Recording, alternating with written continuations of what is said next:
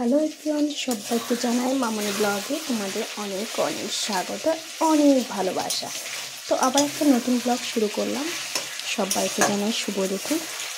তোমরা সুস্থ থেকো, ভালো থেকো, নিজেদের খেয়াল রেখো এবং নিজেদের পরিবারকে খেয়াল রেখো। তো যাই হোক, যা গরম পড়েছিল তো গরমে একটু ভাব কেটেছে। আর এখন রান্না করছি কি বলো তো, আজকে একটু ভাবলাম কি বলো তো, মাথা রয়েছে।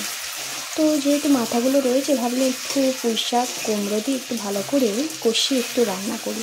যার জন্য আজকে দুপুরে হচ্ছে মাথাটা ভালো করে ভেজে নিচ্ছি, তোমরা দেখতেই পাচ্ছ। তো সব কিছু মশলা এখন দেওয়া কমপ্লিট হয়নি, জাস্ট আদা রসুন আর কাঁচা লঙ্কা পেঁয়াজটা দিয়ে আর একটু টমেটো দিয়ে মাথাটা ভালো করে ভাজাভাজি করছি। এখনও কোনো মশলা বলতে গেলে জিরার গুঁড়ো, ধনিয়ার গুঁড়ো, হলুদ গুঁড়ো বা লবণ বা নুন দেওয়া হয়নি। এটা জাস্ট একটু ভালো করে ভেজে নিচ্ছি যাতে একটু খেতে ভালো লাগে। আর কী বলতো, যত ভালো করে ভাজবে না ততই স্বাদ বেড়ে যাবে। তো যাই হোক, এই হচ্ছে মাছের মাথা, অলরেডি ভাজা চলছে, এখনও কমপ্লিট হয়নি। আর এখানে রয়েছে এই যে কেটে রেখেছি, যেহেতু এখনও ধোয়া হয়নি তো এটা ধোবো। আর বেশি নেই তো, যেহেতু এখনও বাসন রয়েছে কিছুটা পরিষ্কার করা হয়নি জানো তো। এদিকে রান্না করছি, রান্না এটা বসিয়ে দিয়ে আর বাসনগুলো কিছুটা যেটা পড়েছে ওটা মেজে নেবো, নিয়ে আরেকটাও রেসিপি হবে আর ভাত হবে যেহেতু। তো রান্নাটা করবো আস্তে আস্তে করছি। আর এদিকে তো কী বলবো বলো তো, ওয়েদারের কোনো ঠিক নেই, মানে যে কখনো মেঘ, কখনো রোদ, কখনো বৃষ্টি। তো যাই হোক, এই যে আজকের ওয়েদারটা দেখো, একটু মেঘলা মেঘলা যেন বৃষ্টি হবে ভাব। তো যাই হোক, দুপুরের এখন রান্নাটা সেরে নিচ্ছি ঝটঝট করে, সকালে যেহেতু সব কাজ কমপ্লিট হয়ে গেছে। তো চলো পরে আবার নেক্সট বলতে গেলে ভিডিও মানে কি এটা জাস্ট কমপ্লিট করে নিই, আরও আছে ওগুলো কমপ্লিট করে ফিরে আসছি। তো দেখতে থাকো।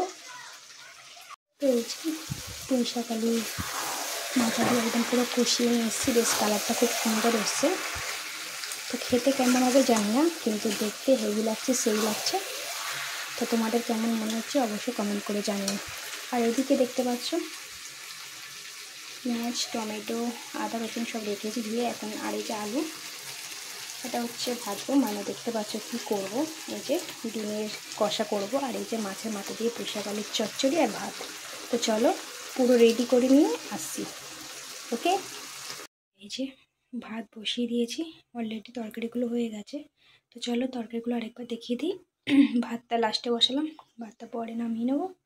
এদিকে বাসন সব মেজে রেডি করে নিয়েছি, শুধু কড়াইটাই মাত্র তরকারি নামিয়েছি বলে কড়াইটা এখনও মাজা হয়নি, গরম রয়েছে, ওটা ঠান্ডা হোক। আর এই যে ডিমের একটু কালিয়া মতো মানে ঝাল মতো বানিয়েছে আলু দিয়ে, ঝোলও বলতে পারো। তো চলো আর পুঁই শাক আলু তরকারিটা দেখাই, দু হাতে ধরতে হবে কেন গরম এক হাতে পারবো না। তো চলো, তো এই যে রেডি ডিমের তরকারি, একটু সাদা মাটা হয়েছে। আর এই যে কুমড়ো আলু মাথা দিয়ে পুঁই শাক চচ্চড়ি, এই হচ্ছে আজকের রান্না। তো চলো আজকের মতো এখানেই টাটা, আবার নেক্সট ব্লগে দেখা হবে। সবাই সুস্থ থেকো, ভালো থেকো এবং নিজেদের খেয়াল রেখো। টাটা, বাই বাই, আবার পরে দেখা হবে।